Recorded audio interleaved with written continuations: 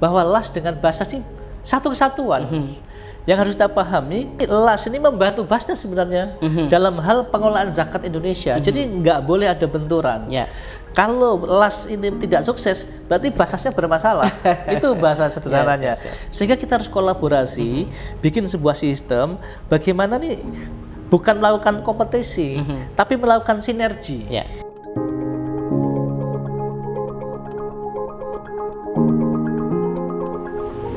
Assalamualaikum warahmatullahi wabarakatuh. Pemirsa BMH TV dimanapun berada, alhamdulillah kita bisa kembali bertemu di saluran yang cerdas menggerakkan ini. Jangan lupa untuk terus mendukung konten-konten yang disediakan oleh BMH di BMH TV ini dengan cara like, comment, share, dan subscribe. Alhamdulillah bersama saya hari ini ada Wakil Ketua Badan Amil Zakat Nasional Republik Indonesia, yaitu Ustadz Muhammad Mahdum. Apa kabar Ustadz? Alhamdulillah. Assalamualaikum Mas Imam. Mas Imam ya? Iya betul. Waalaikumsalam warahmatullahi wabarakatuh. Sepertinya 2022 ini banyak harapan gitu Ustaz ya. Insyaallah. Insyaallah. Insyaallah.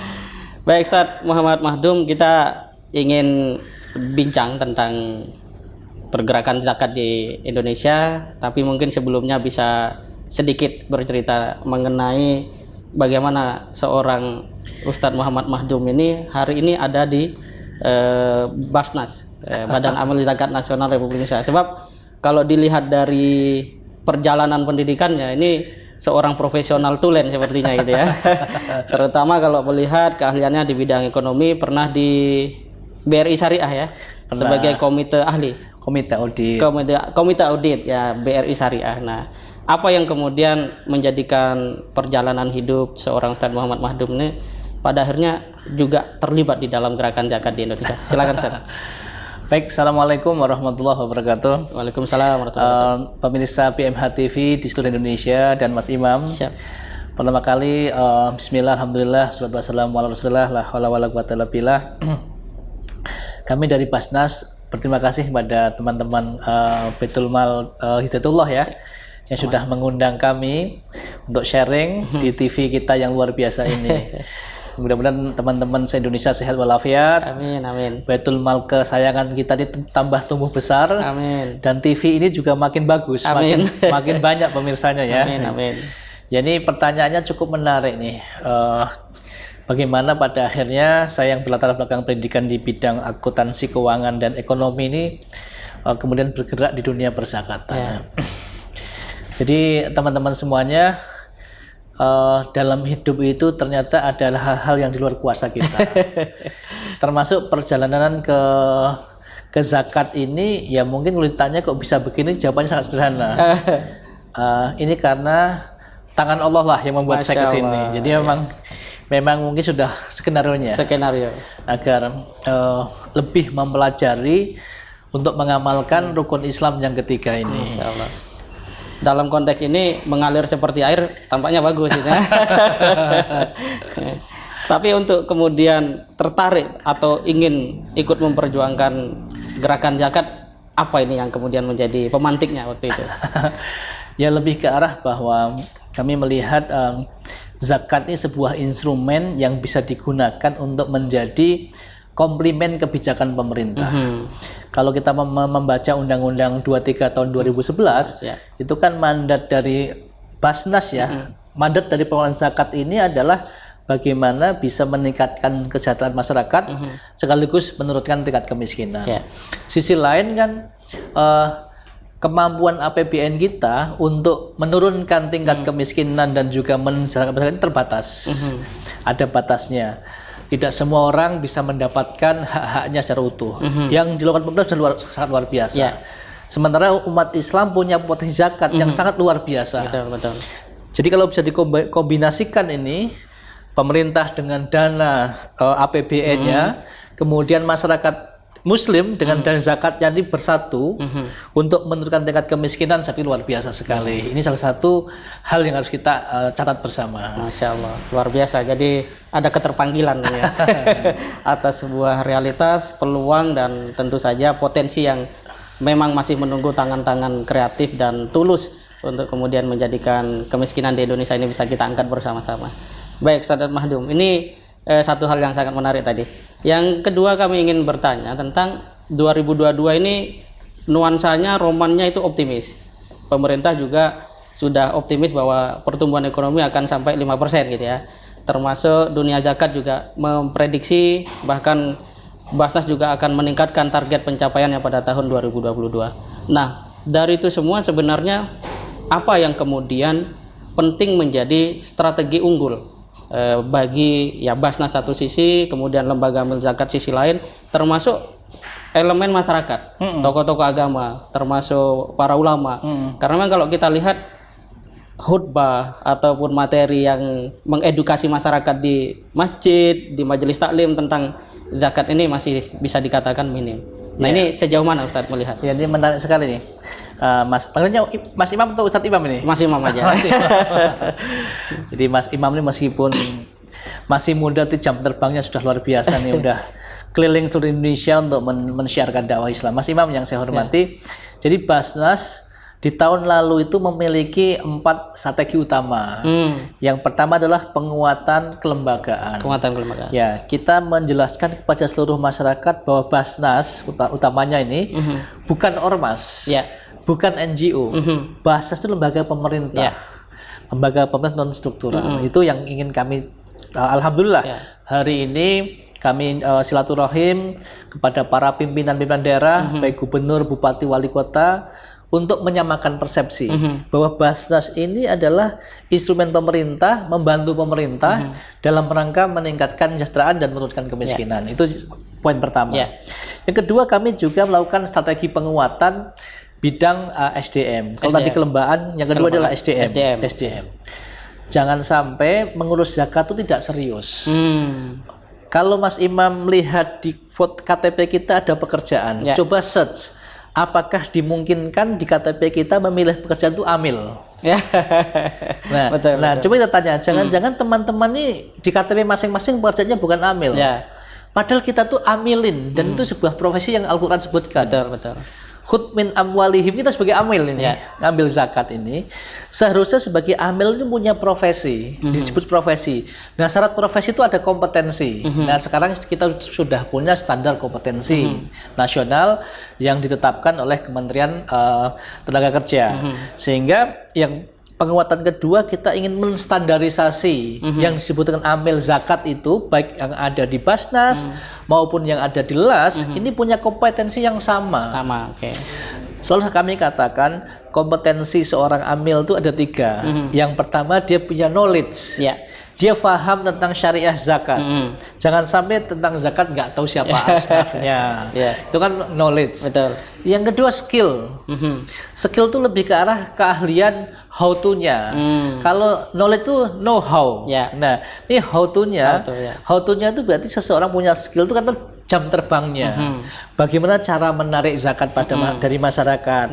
Bagaimana membuat program-program yang lebih bisa dipertanggungjawabkan. Bagaimana kemudian bisa menyusun laporan keuangan yang baik. Itu skill. Itu bisa dilatih dari jam terbang. Yang ketiga yang nggak kalah penting namanya adalah behavior.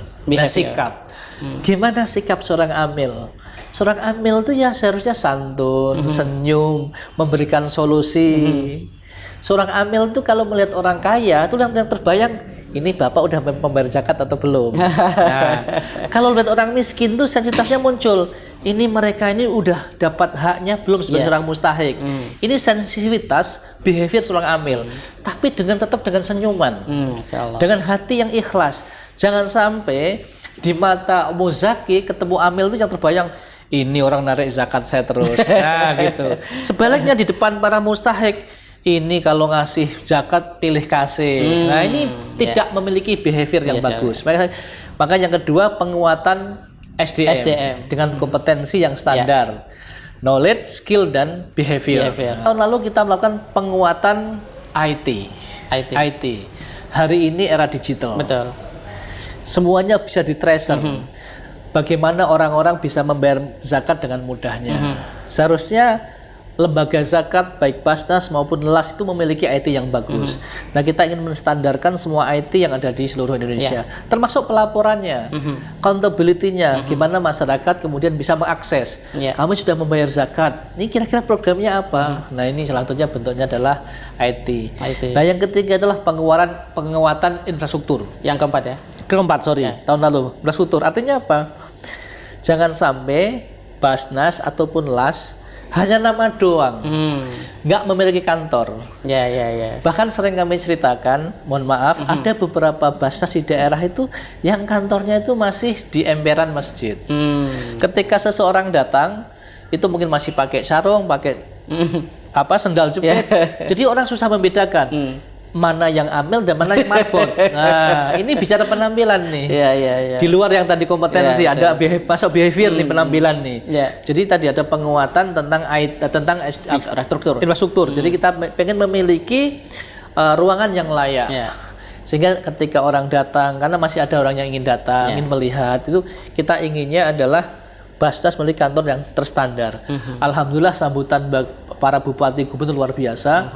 Kami mengucapkan terima kasih pada para gubernur dan bupati wali kota seluruh Indonesia yang pada akhirnya berlomba-lomba menghibahkan tanah bangunannya untuk kepentingan operasional Basnas. Ini tahun lalu. Tahun ini kita ingin melakukan 2 penguatan. Persis pertanyaannya dari Mas Iman, yaitu penguatan penghimpunan dan ekstensifikasi penyalurannya seluruh Indonesia. Jadi Basnas akan memerankan fungsi sebagai redistribusi juga. Jadi yang pertama adalah penguatan penghimpunan. Pertanyaannya, maksudnya apa? Dari data kami, riset kami, potensi zakat kita tuh 327 triliun, moles. Luar biasa. Sebenarnya dari hitungan kami, seluruh Basnas Indonesia ditambah las-las, ini baru tercapai tahun 2021 sekitar angka 14 triliun.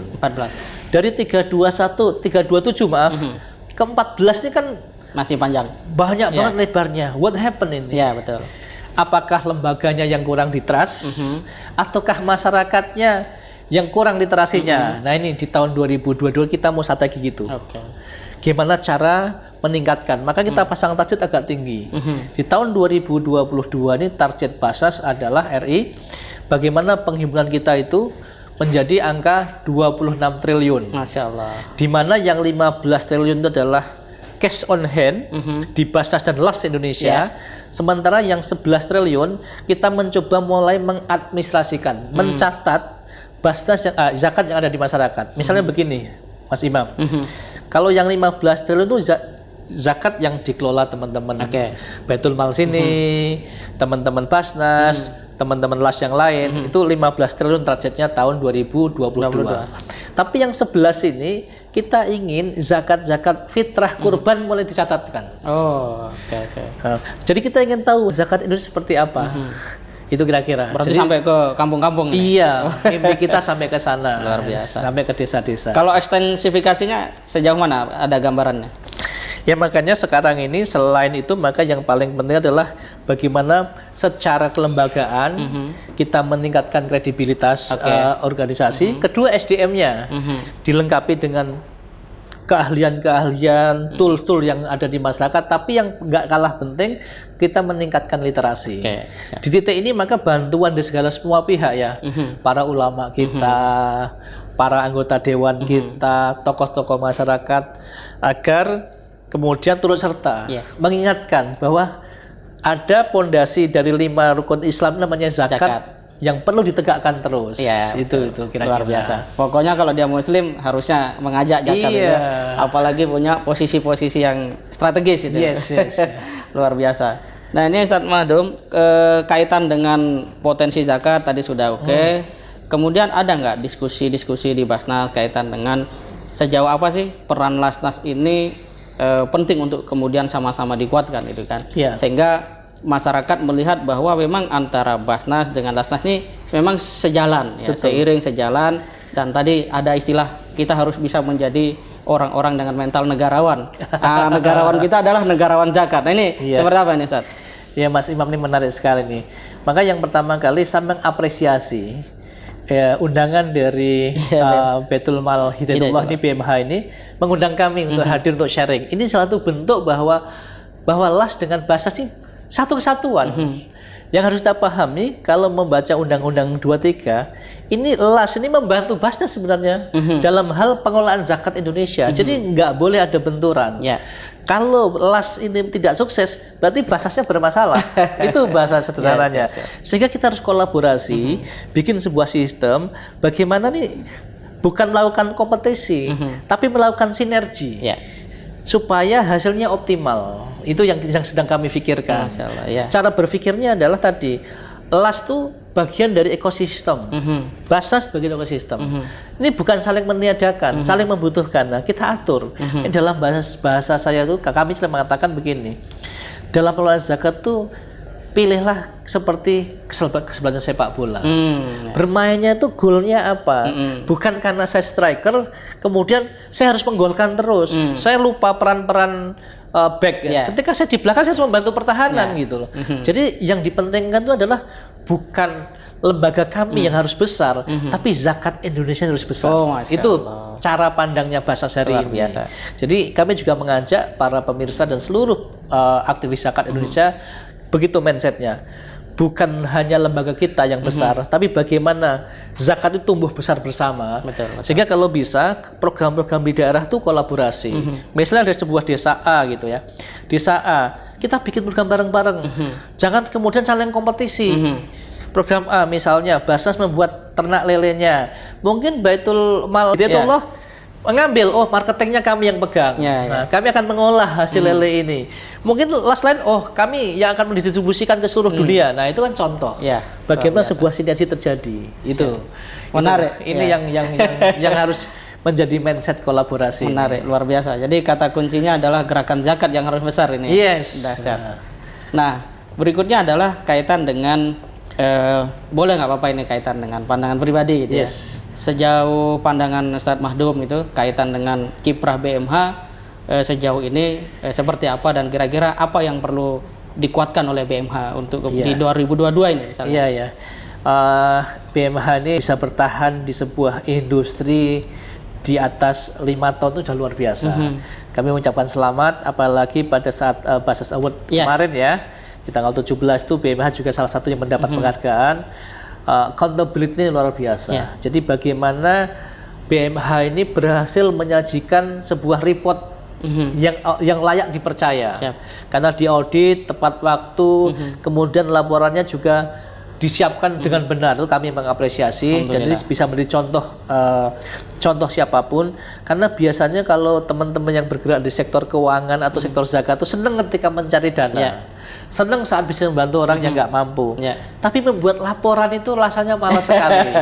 Nah, BMH ini bisa menjadi benchmark lembaga lain, menyiapkan laporan dengan baik sehingga siapapun bisa akses. Dananya dapat berapa, siapa yang membayar, kemudian dikemanakan. Saya pikir ini sebuah catatan yang luar biasa dan kami mengucapkan selamat, mengapresiasi. Mudah-mudahan lembaga lain bisa mengikuti. Itu terkait dengan laporan. Terkait dengan program, sama dengan rumah besar dari BMH ini, yaitu Hidayatullah, di mana fokus pada pendidikan dan dakwah. Ini bisa menjadi uniqueness dari BMH itu sendiri. Maka harapan kami ke depan kalau bicara tentang syiar misalnya dakwah di pinggiran perbatasan, top of mind-nya adalah BMH. Itu harus dikuatkan.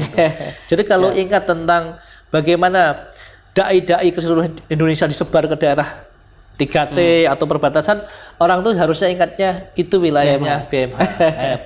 Pelaku zakat seharusnya begitu. Itu perlu di-strengthenkan, dikuatkan. Kemudian karena juga bidang pendidikan, kami berharap juga sekolah-sekolah di kampus-kampus ataupun sekolah-sekolah di BMH, terutama perguruan tinggi BMH, mulai melakukan riset-riset yang aplikatif. Bagaimana pendekatan-pendekatan di daerah perbatasan, menjaga keimanan seseorang ini pendekatannya bukan hanya emosional, tapi melalui pendekatan riset-riset yang sekarang. Itu yang kami harapkan. Jadi dua sekaligus. Kampus tumbuh secara pemikiran, para pelaku-pelaku ini punya tool-tool sangat terus. Itu. Jangan gampang dibaca petanya gitu. Kalau dalam main sepak bola gitu. Sehingga efektivitas bisa dijalankan secara berkesinambungan. Kira-kira gitu. Biasa Ustadz Mahdum. Nah, ini mungkin kita pada sesi puncak pertanyaan kita atau dialog kita pada kesempatan ini. kapan kira-kira gap itu akan kira-kira misalnya 50% satu sisi dan sisi yang lain ini kan banyak dunia Islam yang kemudian memang butuh uluran tangan kita ya. Betul. Seperti Palestina, Suriah, Rohingya, termasuk Afrika. Nah, mungkin masyarakat kita akan sangat tertarik kalau mereka secara knowledge melihat bahwa zakat di Indonesia ini bisa ikut menolong dan membantu saudara-saudara muslim di seluruh dunia. Ini kira-kira seperti apa, Ustaz Mahdum? Ini menarik banget ya. Mas Imam, waktu kami presentasi depan Komisi 8 DPR tahun 2019 waktu kami seleksi, itu kami mengajukan sebuah angka-angka yang realistis itu kira-kira dalam 5 tahun kami ini akan tercapai zakat itu 50 triliun. Itu angka yang kami sajikan secara statistik. Ini kalau didukung oleh lembaga-lembaga semua stakeholder ya, dari mulai pemerintah, DPR, ormas, tokoh masyarakat, mungkin angkanya akan berlipat-lipat, tidak hanya 50 triliun. Sehingga kita bisa membantu tidak hanya masyarakat muslim Indonesia, tapi juga masyarakat muslim dunia. Nah, hari ini sudah kita mulai sebenarnya. Bagaimana UNHCR misalnya ketika bicara tentang pengungsi Palestina yang ada di Indonesia, mereka sudah bicara dengan Basnas. Nah, saya lihat juga mereka sudah mulai bicara dengan lembaga-lembaga yang lain. Ini bisa menjadi model kerjasama. Terus di bidang literasi kita punya World Zakat Forum. Kemudian seksinya juga ada di kami. Nah, ini satu upaya bahwa model pengelolaan zakat di Indonesia ini dapat dicontoh oleh negara lain dalam hal tata kelolanya. Tapi pertanyaannya sangat mendasar. Bagaimana kemudian orang-orang muslim di luar negeri memiliki harapan pada Indonesia? Ya, kata kuncinya adalah kita satu persepsi dulu tentang bagaimana zakat dikelola secara negarawan tadi. Kenegarawanan tadi. Di mana yang dipentingkan adalah bagaimana zakat itu tumbuh, bukan oleh siapa, tapi tumbuh bersama. Kemudian baru kita melakukan fikih prioritas. Tentu yang diutamakan adalah yang terdekat kita, orang Indonesia dulu. Baru kita berpikir. Karena di misi Basnas pun salah satu misi kita itu adalah bagaimana Basnas berperan aktif dalam tata kelola dan peran zakat di seluruh dunia. Itu ada di misi kita. Jadi insya Allah mudah-mudahan gitu. Kami doakan mudah-mudahan Allah kabulkan itu. Amin. Luar biasa. Baik pemirsa BMA TV, inilah bincang kita dengan Ustadz Muhammad Mahdum, Wakil Ketua Badan Amil Zakat Nasional Republik Indonesia. Banyak insight yang kita dapatkan, banyak knowledge baru, dan mudah-mudahan ini juga menjadi pendorong kita, penggerak kita untuk tidak sekedar membayar zakat tapi ikut aktif mensiarkan zakat di Indonesia. Insya Allah ya, berarti tahun 2024 ya. Di minimal 50 triliun. Ya, minimal 50 triliun perolehan zakat di Indonesia. Nah, kalau itu sudah tercapai, berikutnya akan 100 triliun, 200 triliun, dan akan sampai dengan potensi yang sama-sama telah dihitung. Yang insya Allah semakin tahun biasanya potensinya bertumbuh. Iya dong. Semakin besar. Sehingga Indonesia dengan zakat insya Allah bukan sekedar bisa mengentaskan kemiskinan di tanah air, tapi juga membantu saudara-saudara muslim di seluruh dunia. Kita jumpa lagi pada bincang mulia yang akan datang. Terima kasih. Assalamualaikum warahmatullahi wabarakatuh. Waalaikumsalam.